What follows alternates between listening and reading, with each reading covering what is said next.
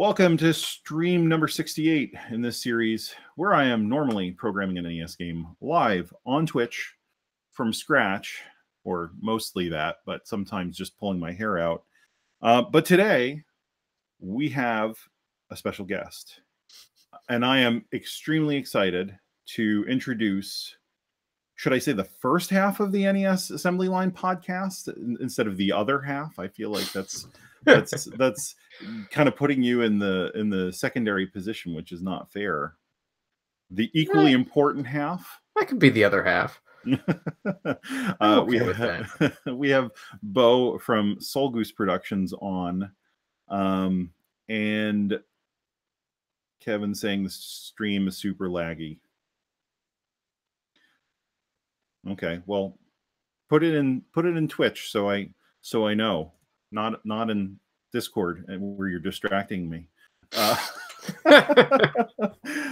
So we have Beau from Sole Goose Productions. Thank you for being on, Beau, for this already very strange live stream. Oh yes, live scares me. But it's fun. I like the fact that people can actually ask questions and give some feedback to what's going on. We'll see. Yeah. Okay. Well, so I appreciate you taking the time to be on here. You know, like I've said before, I'm doing this coming at it from the experience of, you know, a programmer who's worked programming for a while, who got into NES programming, well, because of you and Kevin. But I wanted to have people who have been doing this for a while come on and talk about their experiences and why they're doing NES programming. So, first question I guess I have for you is, we have you here live now. Who is EBD Holland and what have you done with him? Why are you forcing him to make all your games? Oh, he makes all my games. I chain him up in the basement. He just does his thing. Yeah. So I think that was the thing that struck me when I saw Spook-o-Tron boot up for the first time. I'm like, EBD Holland, what's that? And I'm like, oh, that must be Beau. Yeah, if you're gonna be cursed with like 3 names, it just makes sense to go the Tolkien route and give your initials. So no, it's very like official sounding. I like it. It's but it was not what I was expecting, you know. But yeah. No. So why don't you talk about yourself? Introduce yourself. Who are you? Why are you making NES games? So many questions there. Yeah, I'm Beau. I run Sole Goose Productions. Been doing this for 5 years. Been wanting to make a game though for many more years. Like probably since like 4th, 5th grade, and then actually trying to since probably the early 2000s. I looked at GBA programming, picked up like a book on C, stuff like that. And then back in 2012, 2013, I decided I was finally going to like just make a game or give up the dream. And because every year or two I'd like picked up RPG Maker and I would build this sort of, you know, start to build a world or write a story or fiddle around with it or whatever, or do some projects for a class or whatnot. But yeah, back in 2012, 2013, I decided this was it. I was going to quit messing around with it and either do it or just stop. And No, go ahead. Keep going. Oh, and as I went down that path, I discovered the homebrew community and console development, and that seemed to make a lot more sense than the RPG Maker stuff. So. Okay, so you started out like most of us, where you saw the NES, found out like, holy crap, people actually make these things, and then kind of went down the road of trying to figure out how you could be one of those people.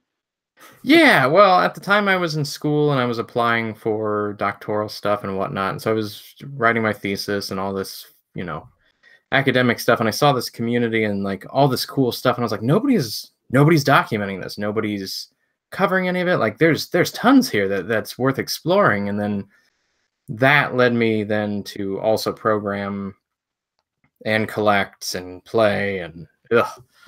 No, that's cool. So are you currently, or did you actually do a doctorate?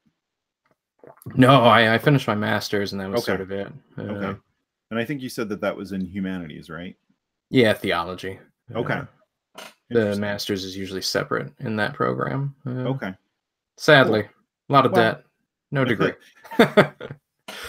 well, that's all too common, right? People go to Yeah, school and you know, they think they know what they want to do, and then they get their masters, and then they're like, maybe I need to go get another master's because I don't know if I can actually afford to get a job doing what I got my master's in. pretty much. But I studied thousands of years old things, and then now I Hmm. study like 30-year-old things. So it's Right. kind of fits.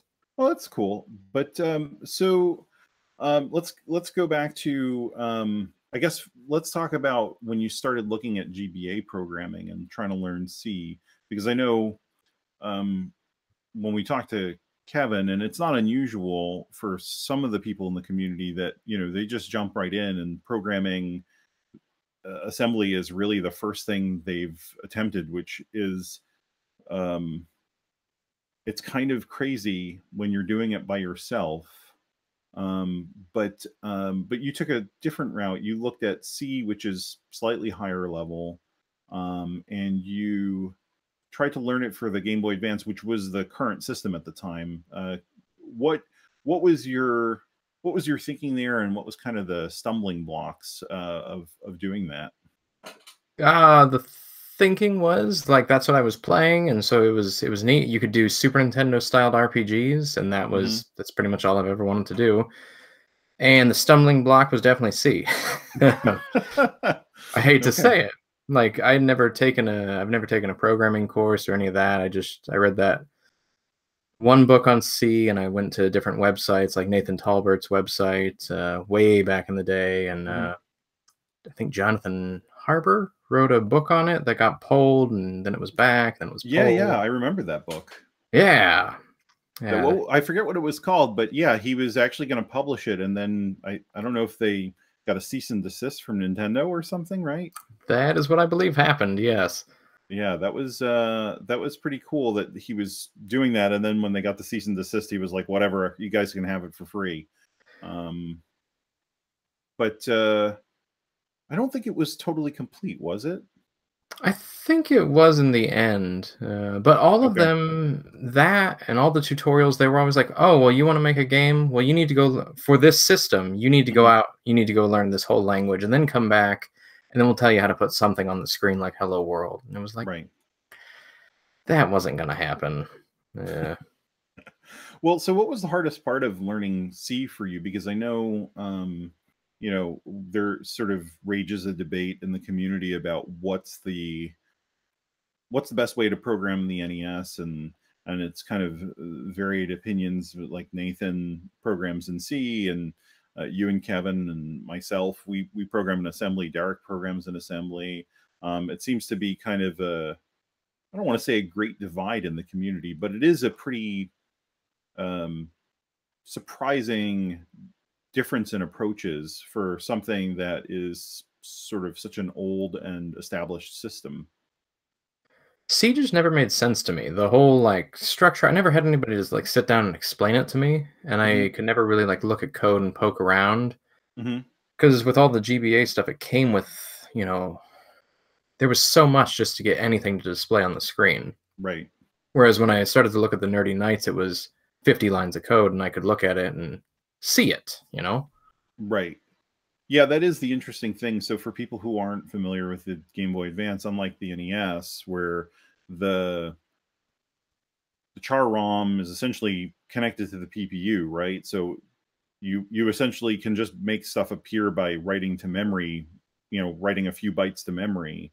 With the Game Boy Advance, you actually have to load the graphics into the graphics unit before you can do any of that. So there's and man, I don't remember if you had to use DMA to do that too, because that was reading a different way than the regular RAM access.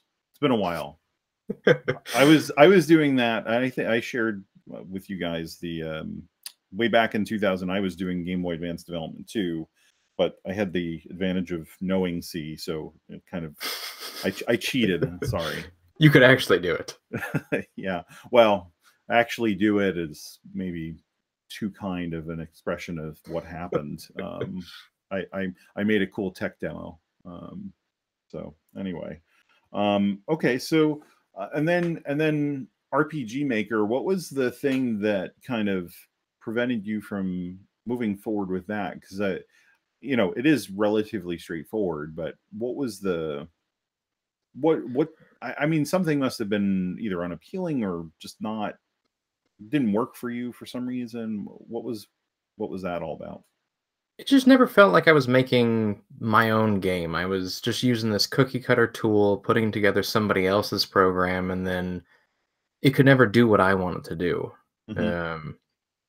Like I did a game for a class back, it would have been like 2004, and Mm-hmm. then I'd play around with it every couple of years. Like it was really neat, and you'd get really excited, and then you'd Mm-hmm. realize that there's still a ton of work to do to make a game Right. beyond just, oh, I can drag and drop some stuff, but you still have the whole task of game creation in front of you. Right. Yeah, and that's interesting because I think with all of these game making tools, the promise, no matter what the tool is always something to the effect of magically creating this amazing project, but that never seems to pan out. No. Programming's the easy part. You realize, at this point in the game, the hard part is actual game development, which they just drop you.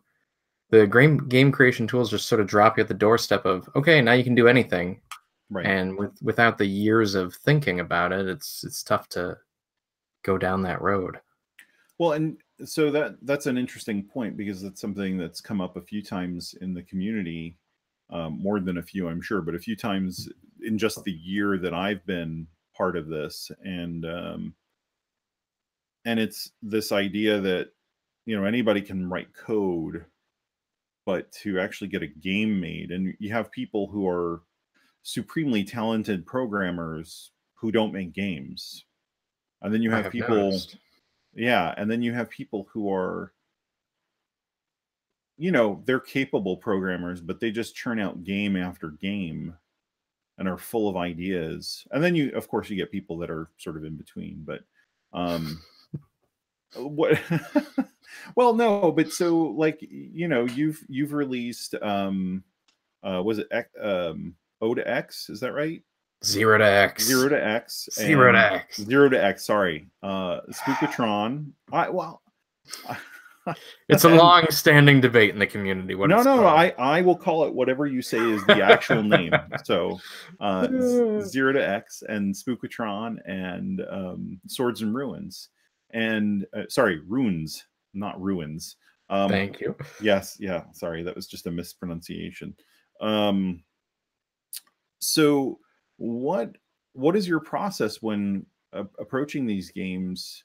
Again, kind of knowing, at least from what you've said, that you're not necessarily the sort of stereotypical hackerish. I understand, how to time everything by the cycle for every instruction I write programmer, but yet you've put out several games, and I've played Spook-o-Tron, and it's really fun. Oh, thank you. Sure. And what is your approach to putting that all together? Well, I didn't program Swords and Runes. That was done by another fellow. I just released it. Oh, okay. Took care of all the publishing stuff. And then 0 to X, the same fellow programmed, but then I ended up having to reprogram the whole thing to get it to be what I wanted it to be. Mm-hmm. But Spook-o-Tron, it was all mine. And I don't understand a lot of, or didn't understand a lot of stuff at the time, but you can make a lot of progress with NES programming without understanding all of the bytes and cycles and whatnot. You get stuff moving on the screen, things happen, and you just keep going until it breaks. And if it breaks, then you realize you did something wrong, and it's very self-corrective, which I've liked. Yeah, and so I mean, and that's an interesting thing because I think um you just said that you think it's easy to kind of get things going on the NES, but I think uh a lot of people are daunted by the prospect of writing games on the NES because it's assembly language and it's so low tech by comparison to modern systems where you kind of, you just drag a JPEG in and it knows what to do, right? So like what do you mean when you say that you find it, I don't know if you said it was easy or straightforward, something like that, but Both, sure. yeah. It's all I know. So I don't know how to program any other language, so I don't know if there is a faster or more efficient or easier way, but I do know how to make things happen on the NES within a reasonable amount of time. Well, Hmm. nowadays, I mean, it took years to get to this point, Hmm. but yeah, I just don't know any different. So Okay. So just looking at the chat here, so that I don't let that go too long. Somebody commented about the woodwork. Where was that? Was that Mog? oh Retro Mog says he loves your woodwork. oh yes, the joys of renting a lake cottage. And Kevin says no pressure. And oh, we're getting commentary from Retro USB here too. Oh boy, just edit all that out. Yeah. Yeah. Should I just not even bother saying it? Oh no, Brian's always fun. Go ahead. Yeah, so he said kisses and hugs, and then he said this is boring from Cameron. And then Sarah wants to know where the hat is.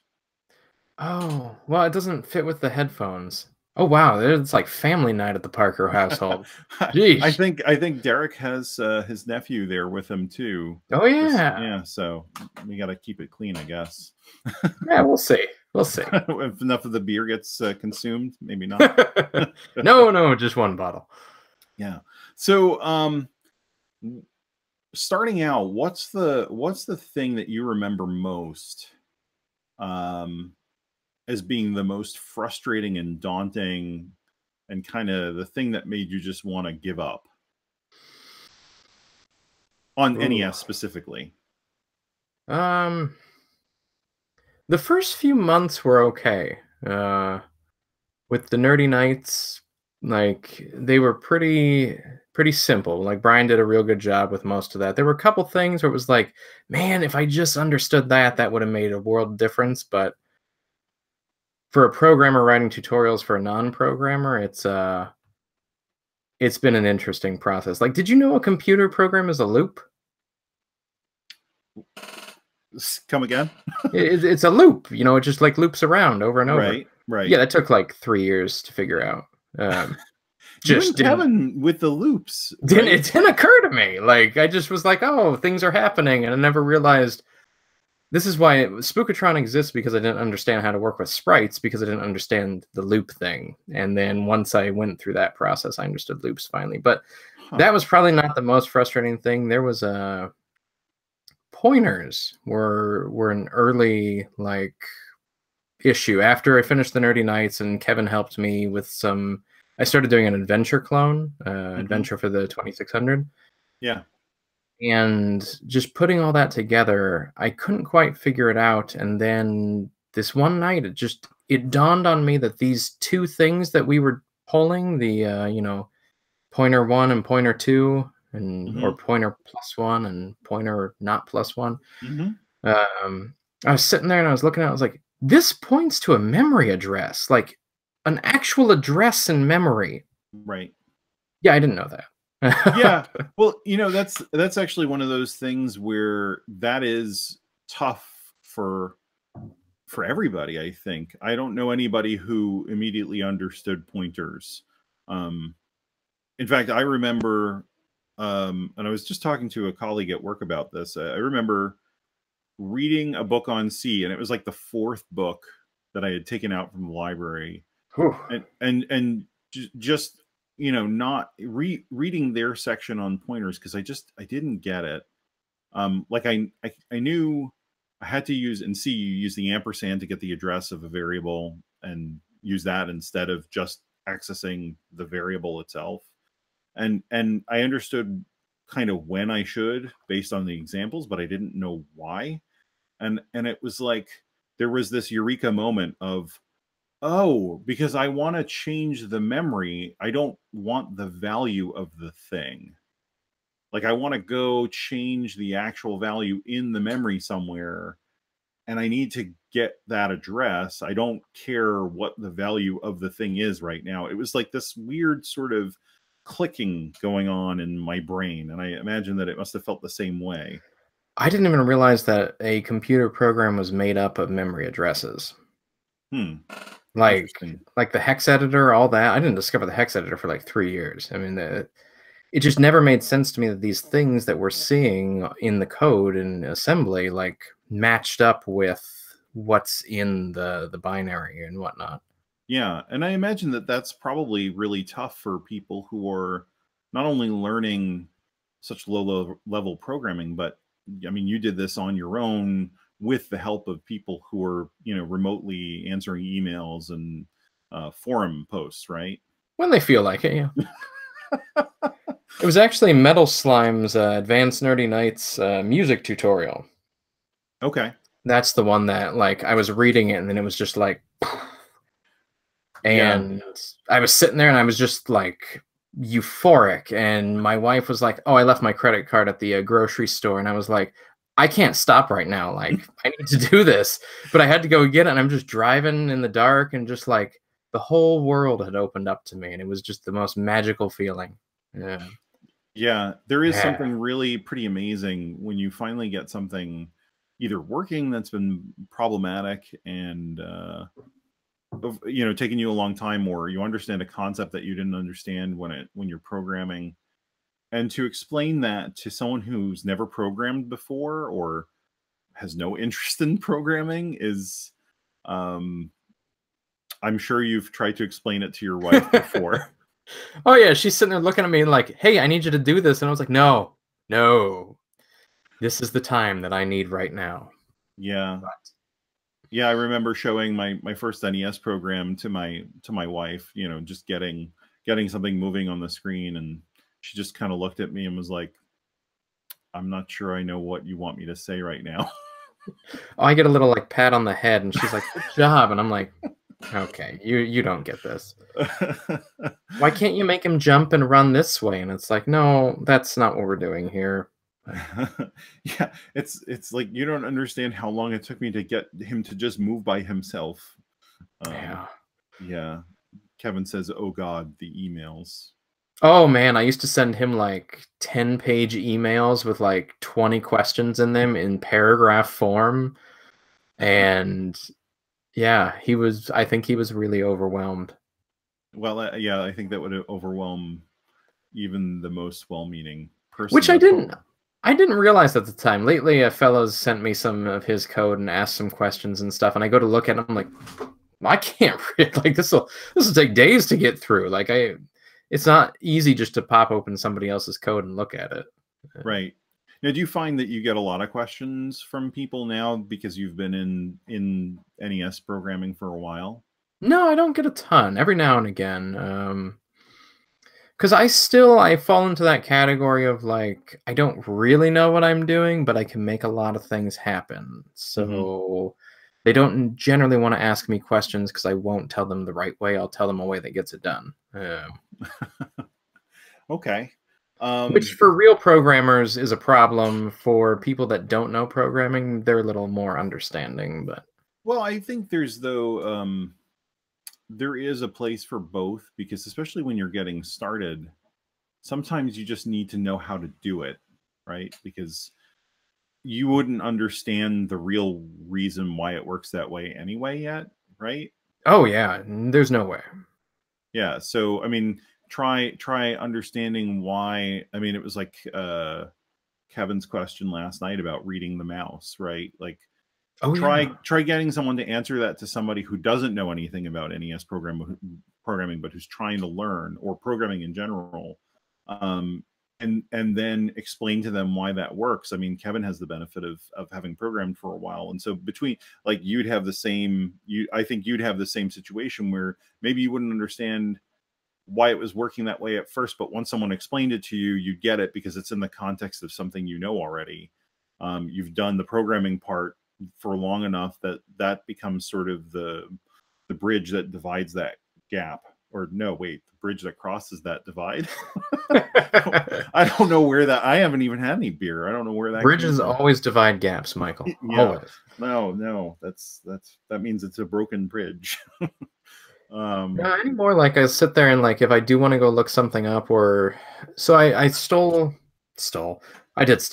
a lot of the Nerdy Knights code, and I stole a lot of MRN's code out of his tutorials, and like that's what I used for a number of years. And now when I go back to, I've slowly gone back through the years and redone things that I just want to do differently. And in that process, I tend to understand, it's like, oh, this is what's going on, and this is how I can write it different. And now it's mine, not just borrowing their stuff for the time being.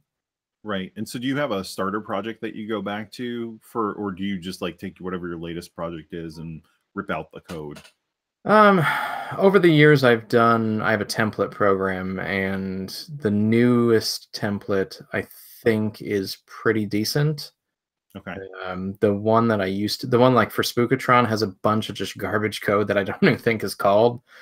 It's just all in there because I was too lazy.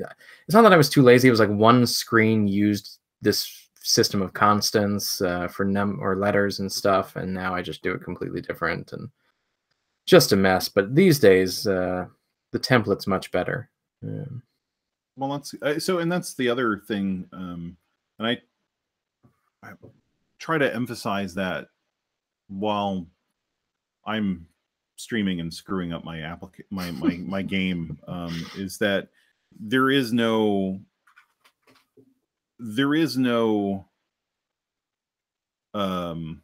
path that doesn't lead you down into problems at times, right? Like, no matter how well you've planned your game and how your code's going to work, short of you knowing everything about what you're doing, you're always going to find that you can rewrite it or make it better or make it faster for the thing you're doing. So it's funny because I think, you know, you're not alone when you do this, but like, I think programmers kind of get down on themselves for, you know, oh, I wrote this in a crappy way and, you know, I had to rewrite it, and, you know, for this new project, I had to start over from a different way. But I think there's definitely that shows learning experience. It shows growth in your skill. You're shrugging like you disagree.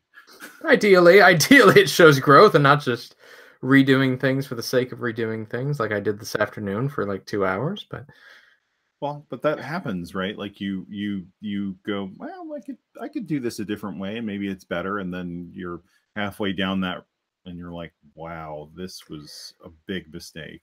This afternoon was a train wreck, but it works now, and that's the important part. Right. Yeah, you got it working. That's all that ever matters, really. You would not believe how many commercial applications are programmed by people who created train wrecks and then made those trains unwreck at the last minute. I can't imagine. So it is not reserved for the hobbyist. Oh, that's good. Yeah, you just learn so much. Like, you just learn different ways of doing things, and I mean, I don't tend to optimize things too much. I'm not one of those byte crunchers because I don't I don't see the bytes the way that they do, because I just, again, the memory addresses don't factor into my mind as much. But yeah, just redoing it to do what I want it to do in a better or different way, that's what gets me. So I tend to break it and redo it, and yeah. Brian is saying bridges divide gaps in monster power and Dragon Warrior. So there you go. It was apparently an appropriate analogy. Seems like we need another Dragon Warrior. Well, I've got this one here. Just happened to be here. So. Oh, geez. Yeah, it was just randomness that it was there. It's like I prepped you for that. I see. Yeah. No, I one of these days I'll actually finish playing Dragon Warrior. Any of them. Oh, I just finished number 1 last year. Yeah, I remember you saying that. It took you a while. Yeah, like 6 months. Not a fan. Yeah, there is a lot of grind. I remember trying very diligently as a child and just being bored. Yes, my brother went much further than I did, but I went back to playing Final Fantasy. Yeah, that is definitely a lot more fun. So let me ask this: how?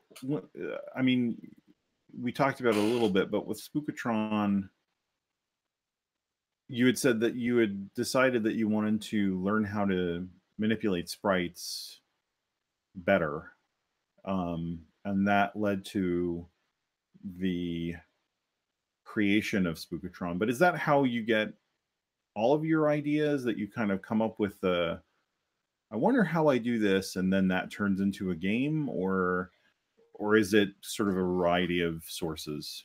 Kind of. With that one, that was definitely a technical challenge. That was here. I had been working on Family Vacation, which is my Oregon Trail game, which is all backgrounds pretty much. I could do most of the game without ever touching sprites. And I realized that was a huge deficiency. I needed to be able to work with sprites. And so then I just figured what was the most sprite-intensive game that I could think of, and it was Robotron, and also one that could use a Virtual Boy controller. And so between those two things, then Spook-o-Tron was born. And how hard was it for you to get let's start with the Virtual Boy controller, because we've talked about that a little bit in terms of the options there between the Virtual Boy controller and a modded SNES controller, or an SNES controller with an adapter. How hard was it for you to get that working? Well, I asked Brian Parker about the Super Nintendo controller, but I never told anybody that I was actually working on the Virtual Boy controller, because I didn't want to. I wanted it to be a surprise when I finally came out with it. So I asked him all these questions leading up to it, but then pulling away. So I don't know if he ever figured out what I was doing, but then I wired up jumpers to something. Oh, it was from a controller to an extension, I think. And then I built a little program that would do the reads like he had said to do, but I just increased it from 12 to 14. And then I figured out what buttons went where with my little test program, and then that was that. Okay, so you basically, once you got it working sort of with the idea of the Super Nintendo controller and realizing that the Virtual Boy controller was similar, you then took that and ran with it on your own. Well, I saw online that people had hooked up a Virtual Boy controller to the NES, and down was B, and left on the right D-pad was A, or the other way around. And so I knew that it could read what was going through. I just didn't know how to read it, because there's no Super Nintendo test program out there. Although I'm sure there probably is, but I didn't know of one. So that's why I asked Brian what was going on, and then I just did my own sort of tests to figure out what was going on with the Virtual Boy controller. And how? So how difficult was it for you, or did Brian do a good job of explaining that, or was it a long process of kind of teasing out the answers for you because of how technical it is, or? No, it's not that technical. He has a very fun way of giving you a very clear and obvious answer that takes you a week to understand. When he's oh, you just read the controller 12 times. I'm like, what does that mean? So then I'm sitting there playing with the code, and eventually I, stumbled upon the right combination of things. Was like, oh, he just meant you read it 12 times. He wasn't trying to be cryptic. Like, that's it. Okay. Okay. And so yeah, that was pretty much it. Yeah. Now, with the sprite aspect of that game, how easy or difficult was it for you? Because I mean, for anybody who hasn't seen Spook-o-Tron, there are a bunch of reviews online. Or There if you're are? lucky, well, yeah, sure. John Hancock did a review of an early copy of it. And who else did a review of that? There were at least two pretty big YouTubers that did a review of it. Daria? Yes, Daria did it. That's right. Yes, that's because I asked them to. But well, but they did it, right? Yes, they did it. Yeah, so I mean that counts for something. I don't know that John Hancock would review my game if I asked him. So, although he seems like a nice guy. Yeah, he's super nice. I enjoy him. Oh, you were at Portland this year, so you got to see his NES collection. Yes, I got to see him pushing. Another guy was pushing them out with a broom out of these glass cases, and he's catching them as they're falling out the other side. And he looked over at one point and missed one and just completely fell to the ground from like 4 feet up. CIB, oh yeah. Oh man, and yeah, so that I saw some pictures of that. That looked incredible. I wish I had been able to see that in person. It was really neat to walk up to it and go, "Hey, there's 2 of my games. Whose collection is this?" Because I should know. Yeah. Sure enough, it was his. That's cool. So, yeah. So I imagine that a lot of our audience on Twitch, at least, has seen it. But for the people who are watching this later on YouTube, if you haven't, pause this, open another tab, and go do a search for Spook-o-Tron on John Hancock's channel, and he does a pretty good job reviewing it. It's a hectic game. I may or may not have cursed emphatically many times while playing it. It's not that hard. I'm horrible at action games, and I just cruise through it. It's easy. Yeah. Simple. Maybe after the recording, I'll tell you some of the things I've said. Well, I mean, it's one of those games. Well, that's what I like about the game, right? It's one of those games where when you start playing it, you're like, holy crap, this is so ridiculous. And I mean, it's similar to what's that? A Cuphead, right? Like you start playing it, the feeling of it is the same thing, and you die immediately, and you're like, what the hell? And you play it again, and you probably die again, and you're like, what the hell? And then maybe the 3rd or 4th time you realize what you're supposed to do. It doesn't help that the first few times, by the way, that I tried to play it, I tried playing it with the Super Nintendo controller that didn't work, so I only could shoot down and left.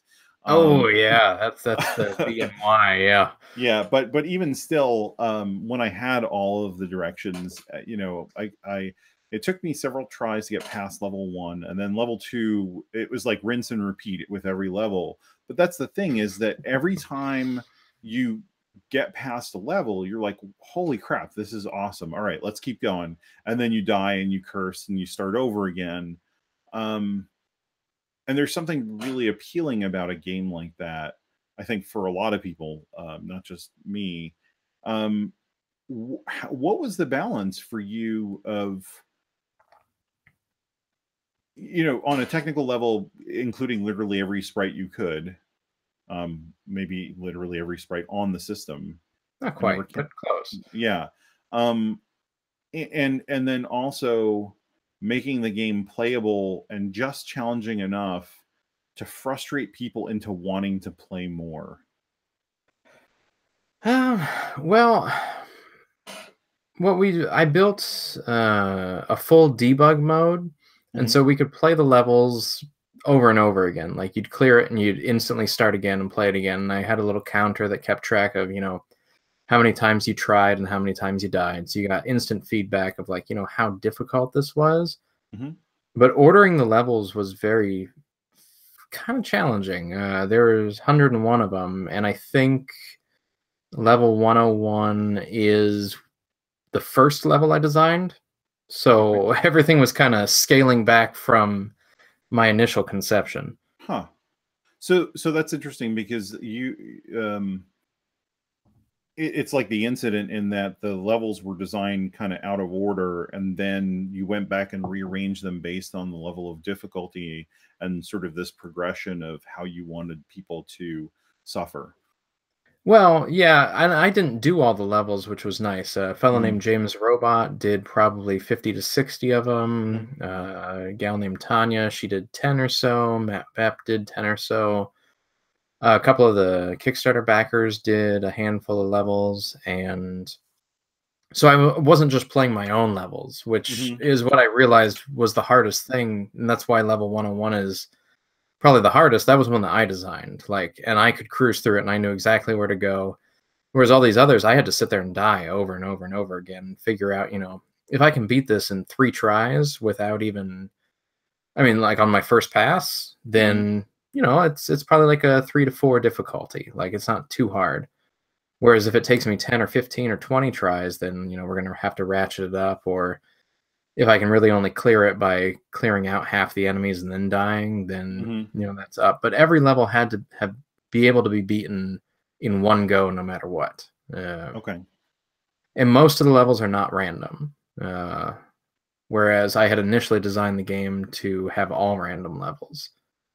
So what was the thing that made you decide to switch away from doing completely random levels? It's those darn testers, man. They give you feedback. They're like, no, we don't like this. And so, you know, I thought I was done with the game. I think it was like September or October a couple years ago, and I was like, okay, it's pretty much ready. We just need to design, you know, a bunch of levels. And then they're like, no, I want to do this and this. And I was like, oh, that's gonna take me time to like go back and like implement all that. And so I implemented all that. And then Tanya, she was like, well, I really want walls. I think there need to be walls. And I was like, I am not designing walls. And I compromised, and I eventually allowed blocks that kill you if you touch them. So they're basically just stationary enemies. But and it made the game a whole different experience. It was way better because of that. And I would not have done that had she not been so insistent. See, and that's an interesting thing that I really appreciate about the.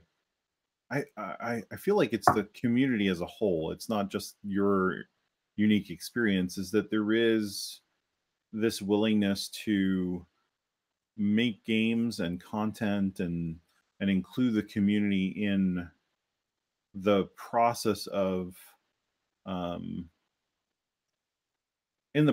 keeping this, you know, sort of semi-ancient system alive at this point. Yeah, well, I tested for Frank with Armed for Battle, and he took a lot of my suggestions and put them into the final game. And then I also got to test for Kevin with Larry, and that was more of like a nice group dynamic where there were like 5 of us giving suggestions and feedback and all that in a sort of a private forum thing. And that was sort of what I patterned my beta testing off of, in terms of I want everybody to sort of talk and, you know, get out what they think should be in the game. And if I don't like it, I'm just going to say it, like, hey, I'm not putting that in. Yeah. But eventually it was like, you know what? There's probably a reason they keep saying these things. Yeah, it's and that's not that uncommon for regular software development too, right? It's like the programmer, it's that stereotypical programmer who doesn't want to implement a feature, right? And they're like, no, there's no reason you need this. And then finally by the 5th or 6th user who's like, you know, it'd be really nice if we had this thing, you're just like, son of a, and you go do it, right? Eventually, yeah. Grudgingly, with lots of mumbling. Yeah, and then you thank them profusely afterwards, but yeah. Yeah. So what was the first, I kind of asked this before. I asked what was the hardest thing that you remember from the beginning, but what was the first thing that made you actually want to quit? I cannot remember. I have a lengthy, unpublished forum post called "Why Have You Given Up at NES Programming?" and it details why I was at the point of like, no more, I'm done. Like, I can't do this. And there was some issues during the adventure project that, and I wasn't, nobody would answer my questions. Like, that, I think that was one of the most frustrating things, is that I couldn't get answers to my questions. There was no immediate thing. I would post online and nobody would respond, and I'd be like, well, now what? And so I sit there and fiddle with it, and eventually, you know, you do figure it out. But yeah, there were long periods there where it was very hopeless, we'll say. Okay. And so somebody conjectured it's HP printers made you want to quit. Oh, that was later. That's publishing. So let's talk about that a little bit too, because you're one of the homebrewers that is, well, you can tell me the extent. I know you're assembling the carts yourself. You're flashing, assembling, and printing the boxes and the manuals too. At times, yeah. A fellow named Aaron E has helped me out with printing because my printers are junk. He's the one who said HP printers is what you want to. Oh, you want to quit. He's here too. Yeah. Yeah. So, I mean, the goal was, when I did the Spook-o-Tron Kickstarter, was to buy all the machinery that I needed to be able to print all my materials. And 5 printers later, and again, thanks to Aaron E, I have one that can do everything but boxes.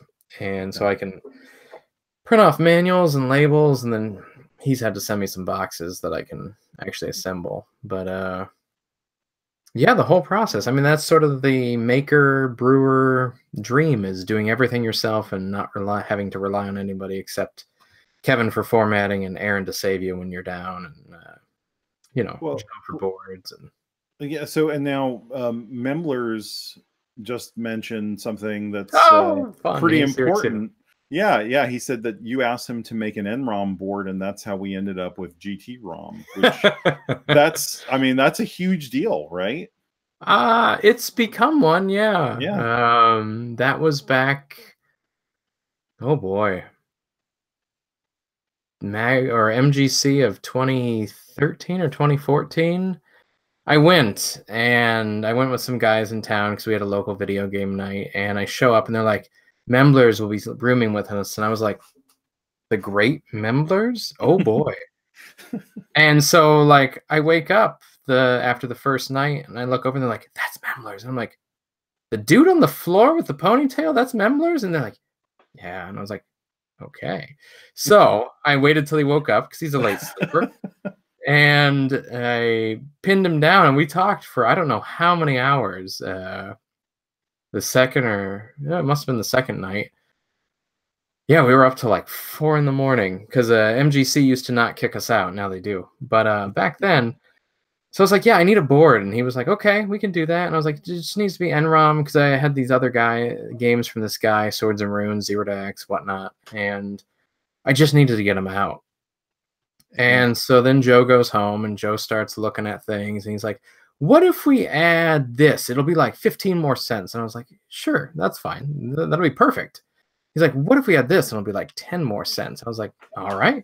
And before I knew it, like, we had this whole like amazing board that was dirt cheap because he had, you know, added 60 cents worth in parts, and we could do flash saving. We could do UN ROM, BN ROM, whatever ROM, and yeah, and that's sort of how GTROM came about. Was that pivotal conversation late at night? Yeah. That's pretty awesome. I mean, there is something. There is something really fun about being involved in those kinds of discussions where you don't realize it at the time, but what you're talking about ends up being way bigger than what you thought it was when you started, right?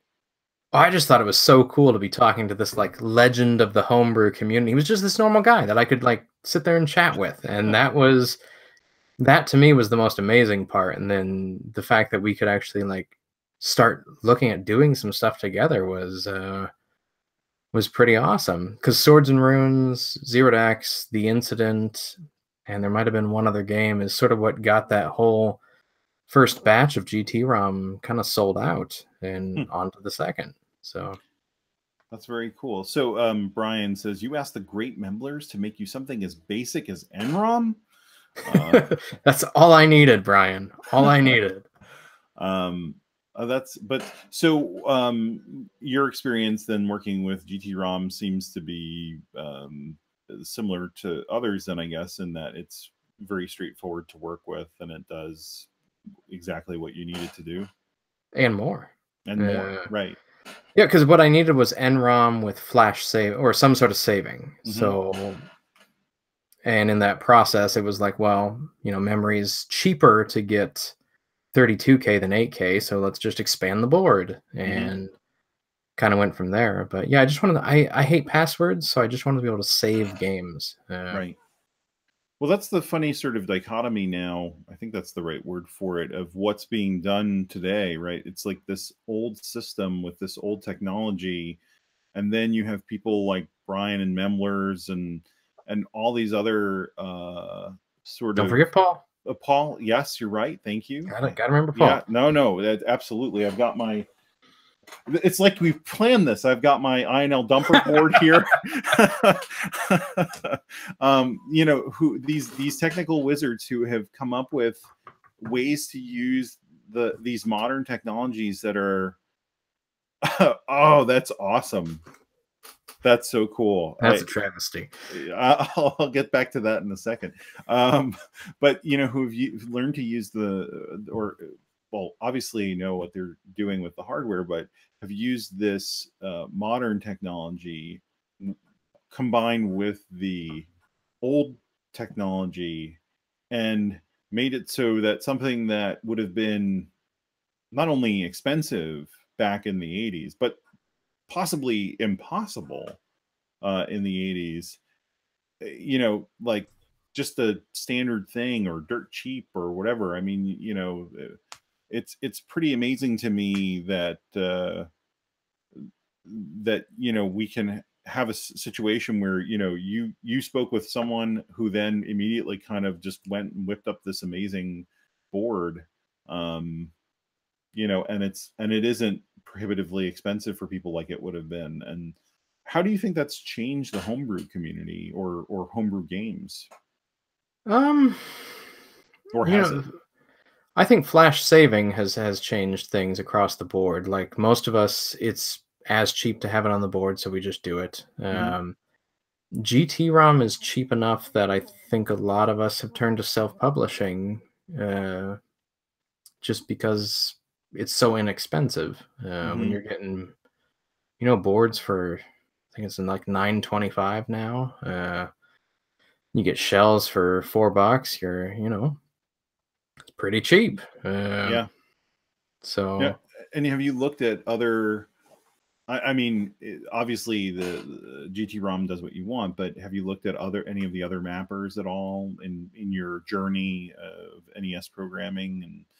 Oh yeah, because I wanted to do a Zelda-like to begin with. I was like, well, it's got to be MMC1 because that's what Zelda uses. So let's do that. And I got everything set up, and I bought a board from INL that I could flash, and never quite worked right because I can't figure out how to write to 512.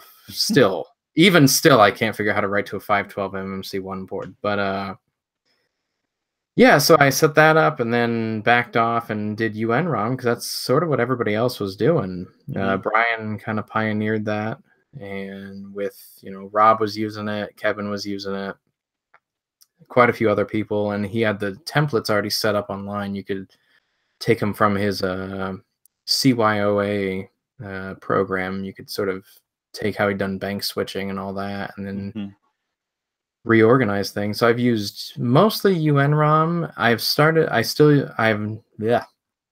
now use MMC1 in an intentional way as opposed to just wanting to use it. I actually use it because I need to now for work RAM.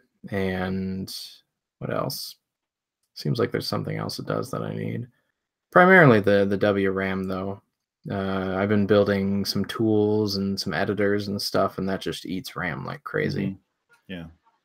which I did with Spook-o-Tron, and I was down to like the last byte. I couldn't quite make it all work, but this time, like, I have space to do what I need to do. And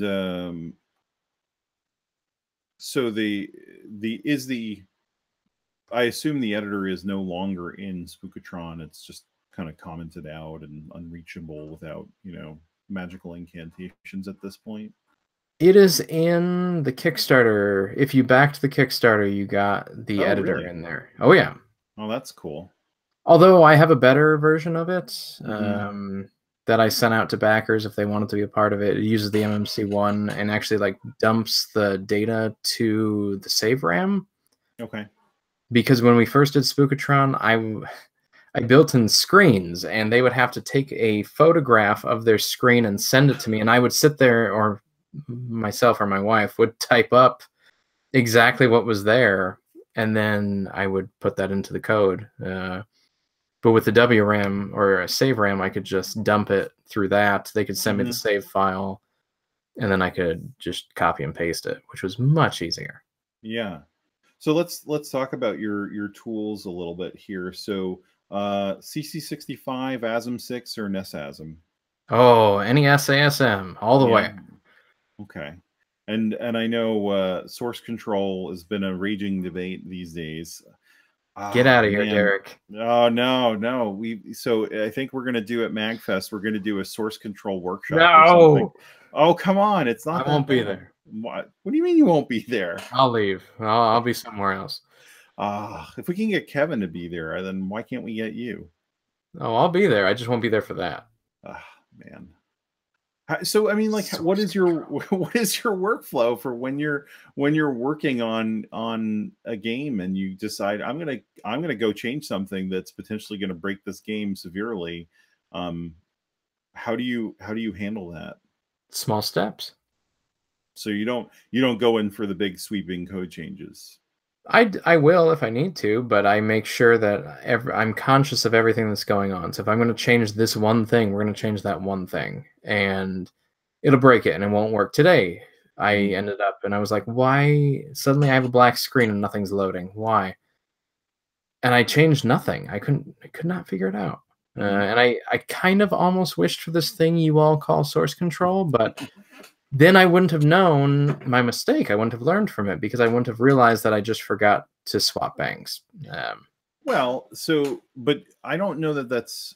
I will counter you with the argument that that's not 100% true, because before you reverted it back to the way it was working, where it was working, you can look at the differences between what you had and what you have. Potentially. What is it?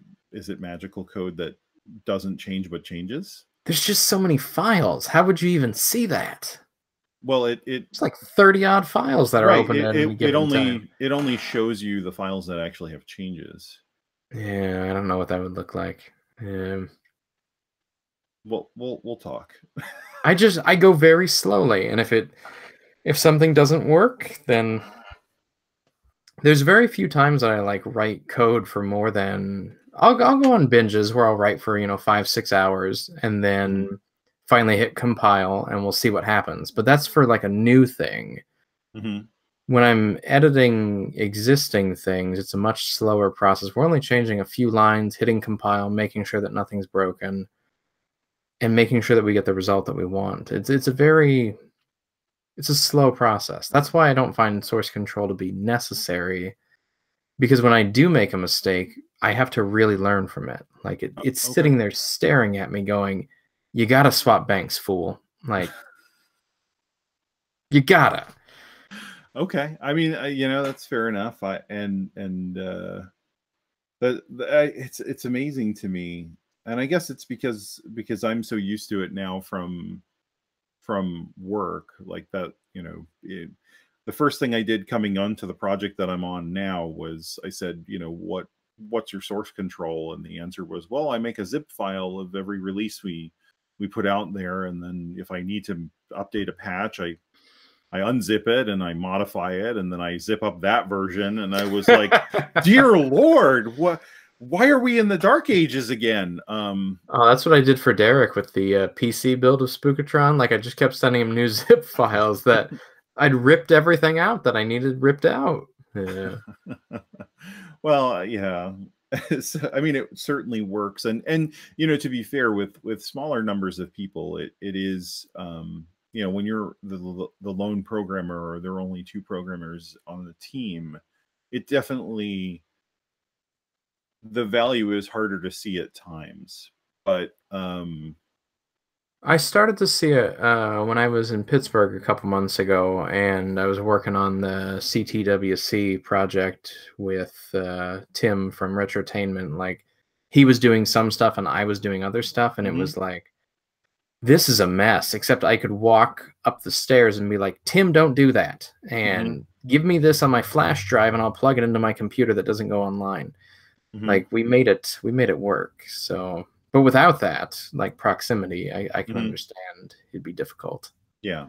Yeah. So, do you use any sort of special text editor, or do you use Notepad? How do you write your code? Oh, I use Notepad plus plus. Okay. All right. Oh That's yeah, a, because it has tabs. yeah. It is a good program. I've had some people try to convince me off of using Sublime Text, and you know, I think they're both very good text editors. So I find no fault in your choice there, sir. It's got but besides the tabs, it has that green font. I like the green font. Right. It has some nice syntax highlighting, right? If that's what you want to call it, I just call it the green font. But Well, okay. Yes, it has the green font. Um, sorry. Sorry, I'm looking at my notes here. ask So, me about Paint. I know you want to. oh, well, yeah. I mean, how do you, is that's how you make all your graphics? Oh yeah, So just I've vanilla Microsoft Paint for XP. Yeah. for Uh, XP. That's right. Yes, oh you yes. mentioned that you do use it primarily an XP machine. If XP Paint had layers and more than or different levels of zoom, it'd be all set. But I make do with what's there, and then I've started to use Ace Sprite some for the layering and for the animations, and recently when converting graphics from Paint to YYCHR, Mhm. because it can do like outlines and fill stuff in and all that crap. Okay, so your workflow is you take it, you do it in Paint, and then you bring it into YYCHR. With Ace Sprite as the intermediary if Oh, necessary, because YYCHR doesn't recognize colors very well. So you have to give it like wild colors, like palette. The second entry in a palette has to be like a crazy green, and then a crazy red, and then a crazy dark red, and it's just a mess. But whatever. okay. So Paul from Infinite NES Live says VI for life, and I like VI. I've often considered going back to VI. Wait, what's And VI? VI is a Unix text editor, and you don't use the mouse. It's all keyboard commands. So, like, if you want to go to the beginning of the line, so yeah, it's at first it sounds crazy and complicated, but so basically when you open a file in VI, you can't actually type text because you're not in text editing mode. Oh boy. Mode-based text editor. And so what you do is you can hit the I for insert, and then you can start typing. And then when you press escape, you go back into command mode. And if you wanted to go to the beginning of that line, you press the caret. You do shift 6, and it brings you to the beginning of that line. Or if you want to go to the end, it's shift dollar, shift 4 for dollar. And you can do all sorts of things with it. It's one of those things where if you have no idea how it works, it's totally perplexing, and you're like, how do I get out of this thing? Because even quitting the program, it's :Q. Oh my, no. Yeah, at Q, No. sorry, and enter, right? Because you've got to execute that command to quit, and then but once you know it can be, it's extremely powerful and fast. But um yeah, That I doesn't sound fun. I used to use it for Unix programming, and because that's all I had, and you get used to it. But Yeah, you had those hotkeys imprinted on your soul, it sounds like. yes, they're still there, trying to emerge from the past. But and then where were there? So Aaron is saying they're trying to get you on to paint.net. And then and then Brian's like, can't find a 10-year-old version of Photoshop. I have 10-year-old versions of Photoshop. I found them at thrift stores, but I won't. I bought one out of the trunk of a car in a Denny's parking lot, which he'll be proud of. Yeah. But no, paint for life. Okay. I mean, obviously, it's getting the job done. So it must have been a sad day when you heard that Microsoft discontinued it. I don't know what that means. I live in a world of XP. It lives forever. Okay. Actually, you know what? I really like XP, and I would not have been sad if they had just continued to improve XP and not put out things like Vista or 8. Don't get me started, man. Don't get me started. Yeah, yeah. So if they had just added hardware support to XP, I would have been happy, and fixed all the security bugs too. Yeah, that was the other big problem. You just don't go online. It says the person who's live streaming right now online. Well, I have to, thanks to Aaron E. and Kevin, I have this wonderful MacBook, but I still do all the programming in XP. Once it started to take 45 minutes for it to start up, then I just decided to take it offline, and it starts up in about 30 seconds. Wow. Yeah. Wonder why it would take that long. That's weird. Internet in 2013 on XP. It was a mess. Yeah. So what's your favorite thing about the NES programming community? The community. Yeah. Yeah, man, the people are just wonderful. They are what make this worth doing. Otherwise, we'd just be making games. I could do this without ever talking to anybody or caring what other people are doing, but it's the people that make it special for me. What specifically about the people? You know, you develop friendships, you develop lifelong, I'm guessing, hoping, lifelong friendships through this. People that care about you more than just programming. It's a very personal thing, what we do. And we tend to help each other, and we tend to offer whatever we can to help other people out. So that's what keeps me doing this. Yeah, and it is a very welcoming community, as I experienced firsthand. People are just like super cool about people joining in and being interested in it to whatever extent, right? Whether it's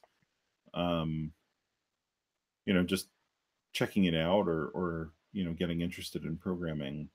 So that is a cool part of the community. And you've been doing this longer than I have, and it's great to hear that that's like that's your favorite thing about this is the people, because it's often that the human element of all of this stuff is overlooked.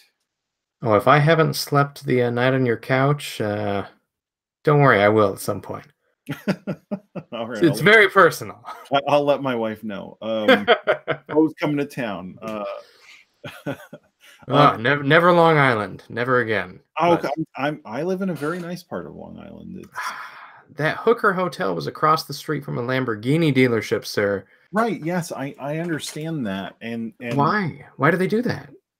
Well, because it's close to a really expensive part of Long Island, but not in that part of Long Island where they actually have a lot of money. All right. Maybe we'll give Long Island another try. We'll see. But now that you have the insider scoop, you'll know where not to stay. Yeah, the Jericho Inn, which Yelp removed my reviews and said they were inappropriate. And you know what? That's right. Well, yeah. Yeah. I think your review is probably appropriate, though. They said it was all hearsay. I know a hooker when I see a hooker, sir. I don't know how you know, but okay. Well, we're not going to ask those questions. Yeah, that's not related to NES Homebrew. At least I Unless you're don't playing think. Larry. Yeah. Well, that's true. Uh, yeah, no, I promise it's not all bad. Expensive, but not all bad. What's your least favorite thing about the community? I don't tend to care.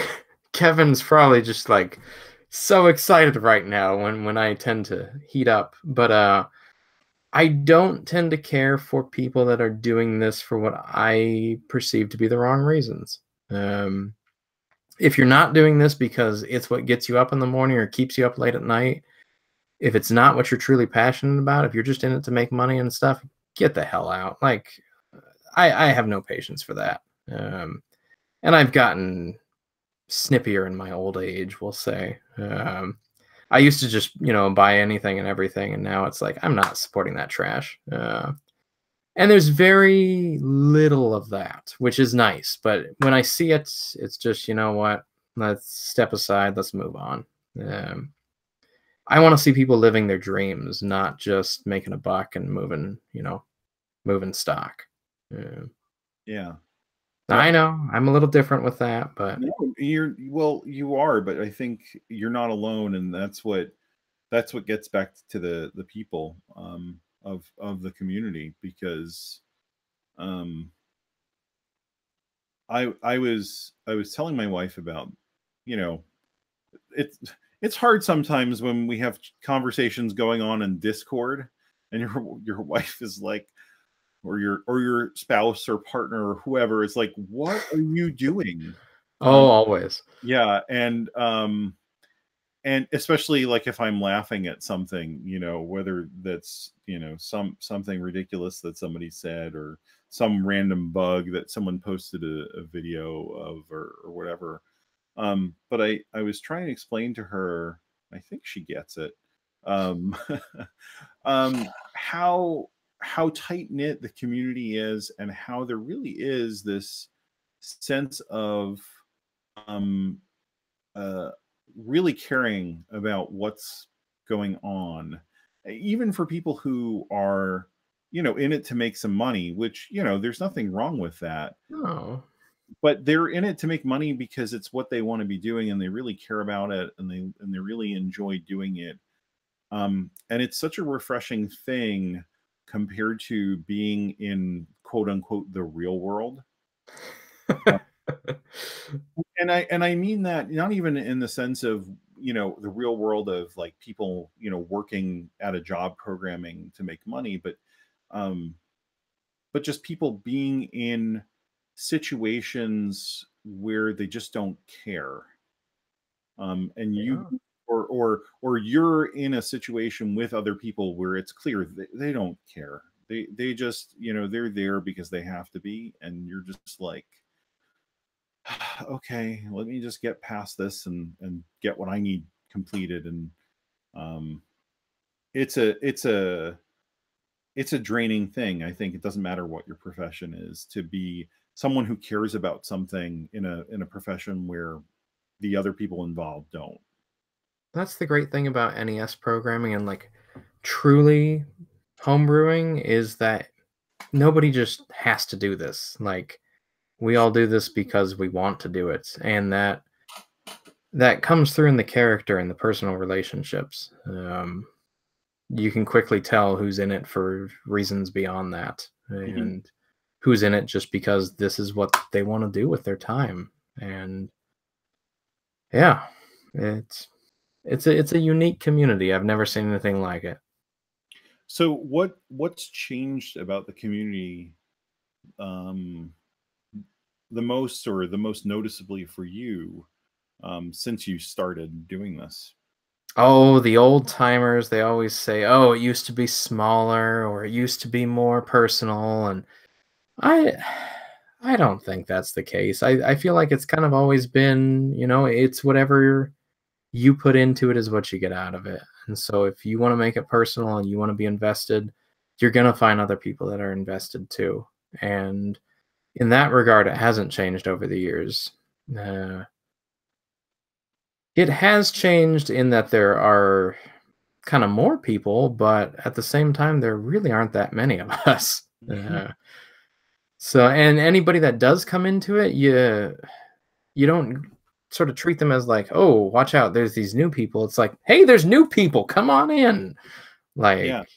it's a very welcoming place, and kind of the more the merrier, because if you think about it, there's only 50 to 100 of us that do this, and 6 billion people in the world. Like, that's a pretty small number. I can live with that. Yeah. Yeah. I mean, I think we could all get together in one room, and it wouldn't have to be that big a room. No, no, it could be Joe's house. Pretty sure. Yeah. Oh yeah. And so yeah, it is really heartwarming. I hate to get like sappy about it. Oh, he's wiping a tear away. Single tear rolls down my cheek.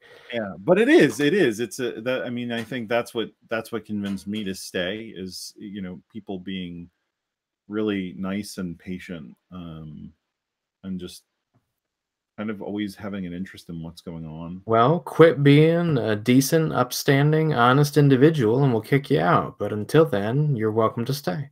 Okay, well, I'll take you up on that. Okay. So, oh wow, it's already 10:20. I've gone. Oh my. All right. Well, let's do some wrap up things. Oh boy. The podcast. Tell people about the podcast. Kevin and I do a podcast. Okay. That's it. That's all there is to it. You do a podcast called the NES Assembly Line, and it can be listened to in all the podcast places. I don't listen to podcasts, so I don't know. But I hear it can be, yes. Yes, iTunes and Stitcher and all of those, Google Play, I believe, too. And so I'll link to it in the description of the video when I post that too. But what's the podcast for you? What's the purpose? What is your manifesto for this podcast? The podcast was not my idea. That was Kevin's idea. And I think him and Brian and a few others talked about it and were like, what if we got Beau in front of a microphone and just let him talk? And that became the podcast. But when we actually like sat down to talk about what we would do, I patterned it after I'd kind of written out a zine that I wanted to do. Zine. I'm going to call them zines because that's how it should be said. Just like GIFs. GIFs. Just like GIFs. And like the first episode was pulled from my zine notes, whether Kevin knew it or not. And that's just sort of how they've gone. You know, it starts with some, you know, like a theoretical topic. It goes to a game review, goes to current happenings with us and current happenings with communities. Got some music and all that. But, you know, we really wanted to raise awareness about what it is that we do and like to separate.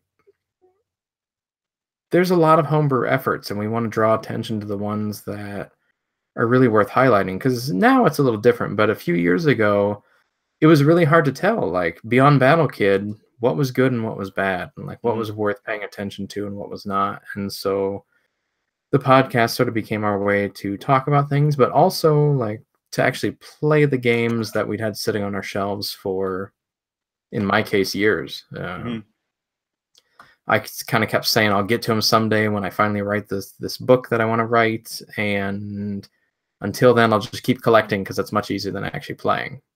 So the podcast forces us to actually sit down, play, review, think about things, and kind of get to know some new people in the process. Right. And it's I like that, and I don't know if this was by design that you were suggested because of your personality, sort of being I think perpendicular is too strong direction, but not necessarily directly parallel with Kevin's and his opinions. If it like, you know, I feel like, you know, when they create reality shows, right, they purposely choose volatile people to put them together so that it's an interesting show. Do you think that was a that was kind of what brought you into doing this with Kevin, or do you think that it was just is it you put a microphone in front of you and you'll just keep talking? What do you think? You know, Kevin and I are good friends, so we talk and we disagree, and we are still friends, and we can, you know, disagree on things and move forward. And so I think that's one of the strengths of the podcast, is that we both get our opinions out, and we both sit there glaring at each other and saying, "You're wrong," and we continue on. And then I also edit out anytime that he makes a good point, so that way I'm the one that always looks good. Right. You always make Kevin seem like he is always constantly talking about himself. There are a few things I've left in. That's not it, but there are some things. Maybe I do leave those in. I'll have to look. No, I actually, joking aside, I mean, I think you guys do a good job of representing enough about what is important about a topic, even with differing opinions, that people are left with information enough that they can go look at it themselves without having one particular opinion thrust upon them unanimously, where they're left thinking that that's the only idea or option.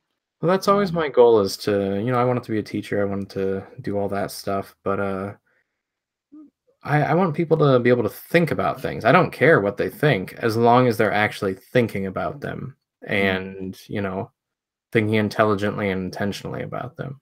So hopefully that's what's being done. I don't know. Kevin doesn't like that I mentioned the fact that he's always talking about himself. Oh, Pooh, he's fine. You should see the gag reel of stuff he says that I pull out. Oh my gosh. Oh my. It's gold. Brian is saying that, you know, Kevin had his chance last with the previous interview, so, you know, now he has to be quiet. That's why I always go second. Yeah. All right. So, favorite retail release on the NES? I think I know the answer to this. Oh man. See, I always want to say Zelda because it's so good, but I really do like Legacy of the Wizard a lot. If I make a game in one of those two genres, it's gonna end up being Legacy of the Wizard, not Zelda. And that is a polarizing choice, I would say. There are many. Oh yeah, I mean, that I remember playing that game as a kid. I've still never beaten it. Well, yeah, because it's ridiculous. But I remember playing though. I'm still, man, I don't know. I remember playing it as a kid and being awful, and then coming back to it as an adult. And as an adult, so many games that you had a hard time with as a kid, you come back to, and you're like, I don't know, I had a hard time with this, and that was not that game. Nope.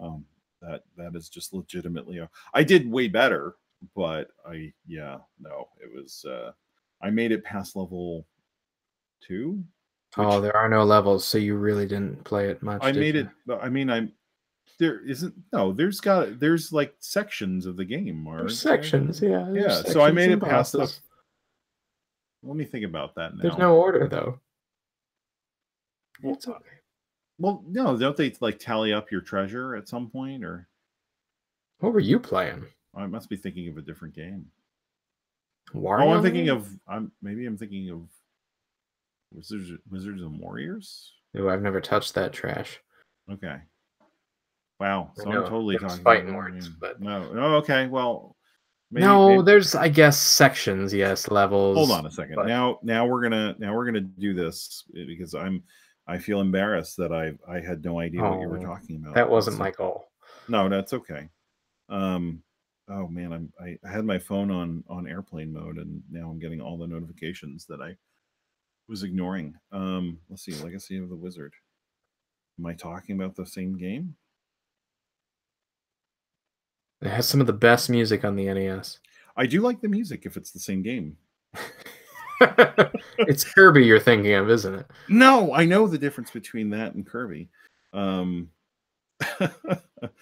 Live stream, man Googles things on his phone. Okay, no, I'm not talking about the same game. I'm talking about Wizards and Warriors, clearly. Oh no, you got to go with Legacy of the Wizard, man. I've never played that game. My cousin gave it to me in 4th or 5th grade. I'm pretty sure because his mom made him give away some of his games in order to get something new and fun.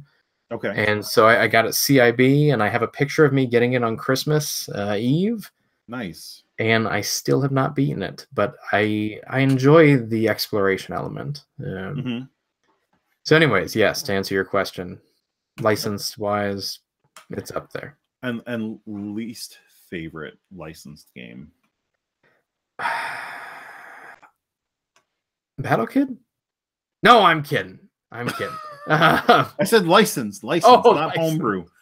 I tease.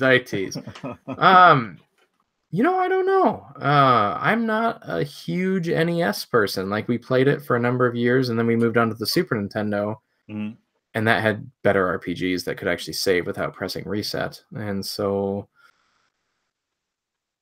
there's probably like a lot on the NES that I don't really care for, but these days I try to learn something from almost anything. You know, each game the programmer has sat there, or the artist or the musician has done something that's worth emulating in some fashion, except Jaws. Have you heard some of the music in these games? Some of them, yeah, but then if the music sucks, you got to look toward the graphics, or if the graphics suck, then you got to look towards, you know, what they're doing behind the scenes, like Bigfoot. Nobody wants to play Bigfoot. That's just, you know, ugly game, except it's like the most technically impressive game on the system. So he's using 128 sprites and, you know, reloading stuff in that little black box in between the two split screen playing fields. Like, it's just nuts. It's still a terrible game, but you know, maybe there's something there worth learning from. Or not. Or not. No, I don't. I'm definitely not thinking of the wrong game there, but I've never played that one. What is your least favorite game, if I may ask? I have to go with my least favorite game that I own, which is A Boy and His Blob. Oh, get out! You can leave now, sir. Well, it's my house. Oh yeah. Dang. That's so good, man. David Crane's masterpiece. You throw jelly beans at a blob. I know, conceptually it sounds amazing, but then it was so disappointing when I actually tried to play it. Oh man, I can hear the music in my head right now. It was good music. I like that song. Graphics are horrid, but yeah, music, the gameplay could have been redone, tightened up a bit. It would have been amazing. Well, they did do a remake at some point. Oh, for the Wii? Yeah. They canceled the DS one and the GBA one, but yeah, they did the Wii one. Yeah, and I didn't buy it. Actually, you know what? I also don't like Paperboy, and I know that's polarizing too. No, that's okay. I got that as a birthday gift one year from someone, because at that point everybody hated that game so much that it was probably like $10. Yeah, you got it from a relative who didn't love you. Yeah, who wanted to get me a video game to feel like they did a good thing. But you didn't. No, it was I tried playing that game, and remember how I was saying how, you know, you play Spook-o-Tron and it's frustrating, but in a way where you want to keep playing. I've heard some things, yes. Yeah, Paperboy is not. I don't tend to like arcade games, so pretty much all of those are on my list of least favorites. But there are some that are really fun and worth investing the quarters in, and man, Paperboy. Every quarter at the arcade was one less quarter for an RPG for the Super Nintendo, so that's how I made my decisions. Yeah, I mean, I guess at that point I wasn't really playing much at the arcade. Not that there were that many arcades around, but anyway, now we're just we're trailing off. Anybody in the live stream have any questions? We've got 13 people on right now. Oh, that's too many. No, it's good. You got to kick them off. Well, we will when we're done. I just want to see if we Aaron said, if it's sneak and peek, then you can't look at the art or the music. But there must be some good programming going on, except I know what's going on there. And Kevin said silent service is better than taboo. Ooh, you know, I own like, I don't know how many copies of Silent Service and have never played it. Really? Yeah, because I just rip them apart, take the shells. Kevin wants to know, why is Keystone Light your favorite beer? Get out of here. You want cores because you want from the top of the barrel, not the bottom. So Aaron is saying, let's see. You've talked about your love for Super NES, Super NES, SNES, whatever you say. Whatever you like. RPGs several times. Why have you not programmed one yet? For the NES or for the Super NES? For the Super NES. Oh, I've heard that's way too hard. Yeah. He also added Q Brian saying SNES sucks. Ah, well, yeah. But I feel like you can make a Super Nintendo level game on the NES in terms of gameplay. So that's what I'm after. I'm after the game that has the story and gameplay you can enjoy. The graphics are kind of like Just Breed quality, where it's like almost SNES, but not quite. And music, I don't do music, so I don't know. But we'll figure something out when we get there. Brian reminded me of, I meant to ask you, is it too early to talk about the book? Oh, no, it's never too early too early or too late. No, too early. His question is, when will the book be done? But that's a good question. Yeah, but I was starting at a simpler question, which is, tell us about the book. There is a book. Thanks to Brian from Retro USB, he has funded my dream of writing about this community, which is the reason I got involved in the first place, or one of the reasons. And yeah, just kind of going through developer by developer, figuring out their stories, getting to know them better, going through their past projects, dev builds, unfinished projects, notes, anything and everything I can find.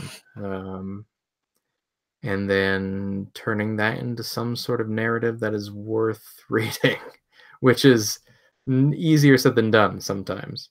So is it going to be like a history of NES homebrew, or is it going to be, Well, yeah, it starts back in the late 90s with the emulation scene and, disassembling the NES and figuring out, what's going on. I was at Joe's house the one time and I look up, in his basement shelf and there's like 50 NESs, and I'm like, what's up with those? And he's like, oh, well, they asked me to desolder all the chips so they could, slice them apart and, take photographs and disassemble the 6502 in it. And I was like, oh, that's random. Like, that these are just sitting there. And it's just all these things, all these people have taken, their time. They don't get paid for this stuff. This is just what they care about, and that gives the story some energy. And so you have these early emulation stuff with people trying to make money off of emulation, and then the other side that's all about it being free. And then that kind of develops. That was like a mailing list back in '98, and that develops into NESDev and the forums. Later Nintendo age, and then actual releases on cart starting in 2005 and all that. And it's just a fascinating story because the people behind it are in it for a reason. They're interesting, and it's tough because I call a lot of them friends at this point, but which I need that critical distance and all that. But man, like, how could you not want to be friends with these people? They're just great individuals. Yeah. No, that's awesome, and it must be tough going back that far. and I mean, I imagine some people documented it, but no. Very few. Oh my goodness. You want to talk about some bad memories? You talk to some programmers. Like I have to sit there and give them screenshots or builds of their games, and they're like, "Oh, yeah, that is why I did that. You're right." And I was like, "Okay." Yeah, it's it's a mess, but you know, each case is unique. You know, Derek has thousands of pages of journals that are all, you know, online or whatnot. A lot of people have their unfinished projects folder that they've never published or even talked about is way bigger than what they've actually, you know, leaked out and released. There's just so much in there that is just fascinating. Every day is like I'm a kid in a candy store just exploring this stuff. So are you gonna kickstart the book? We'll figure that out, I guess, when the time comes. That's sort of up to Brian and the retro USB stuff. But you know, I want to write. I want to write a book that doesn't have to be rewritten in 6 months, a year, or even a decade. I want it to be this. This is the source material. This is what future people will come back to and go, this sort of details this pivotal time. Like what we do is very different. It fights planned obsolescence. It fights, you know, we shouldn't be doing this, but we are. And in 50 or 100 years, I think people will be fascinated by that. Hopefully they'll still be doing it, but if nothing else, it'll be interesting to them. Yeah. Well, I mean, who knows? Maybe that will be the basis for, you know, a section of a museum that, you know, in 80 years, most of us will be probably gone. Yeah, most of us. Most of us. Yeah, you never know. There might be that one outlier, right? But Yeah, there's always one. It will. And their memory is going to be bad because they're a programmer. You'll have that as a record of what happened for you know, the community, and why John Hancock collected the entire the entire retail set complete in box, and you know, kind of those things will combine into this collective extended history of the system.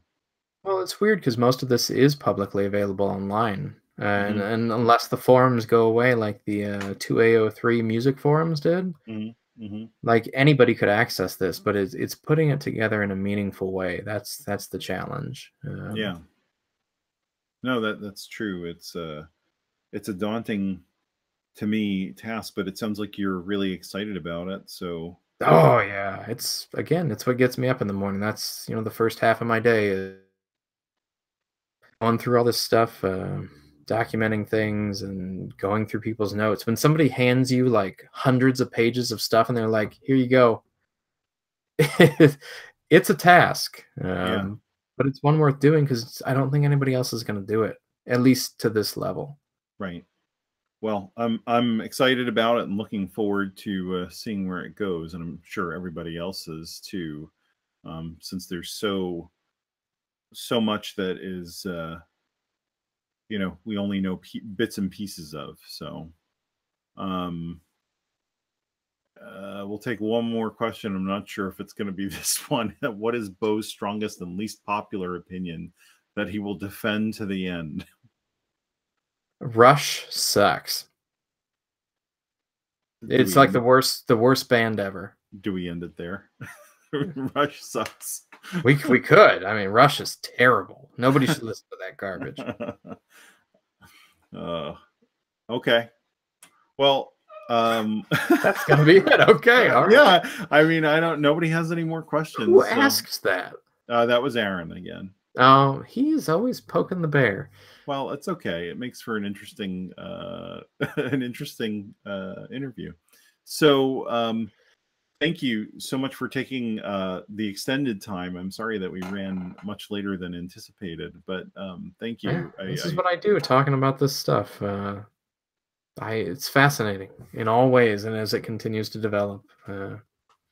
Yeah, but I you know, I know normally you're doing it with the constraints of carefully crafting that message and not putting your face on the screen, right? Oh, I've been hesitant to go on camera for years, but whatever. I guess I've been doing this 5 years, so it's time. No, I appreciate that, and I know others do too. And I'm trying to tease out some of the others who are even more reluctant than you were to be in front of a camera. Good luck. Yeah, I know. Well, I'm persistent, if nothing else. You're kind and honest, if nothing else, so that helps you. No, thanks. I appreciate that. Brian says Kevin wants another interview now to set the record straight. Nope. He only gets one. Yeah, One no, everybody only. only gets one until we do the full Excellent. round. If we do the full round and we've run out of people, maybe we'll go back to Kevin. Oh, we'll always have new people. Don't worry. I know. Excellent. But yeah, thank you so much, and I look forward to the book and to the next episode of the NES Assembly Line. And as I always say, ending these things, because I have nothing more clever or catchy. If you need to reach me, I'm on Twitter at Clairvis. Where can people reach you? I am at Sole Goose on Twitter, or Sole Goose Productions at Gmail, or on Nintendo Age. Yeah. Or Neston. Yep, and he's Sole Goose and all those other places, and on the Discord, and I'm on there, and many other awesome people are on there talking about this kind of stuff all the time, maybe more than we probably should at times, but well, maybe not during the middle of the workday. That never happens. But thank you all for watching and for being on the live stream. And we will catch you on Monday, where I dive back into figuring out what the hell I'm doing with NES programming. And take care and have a good night.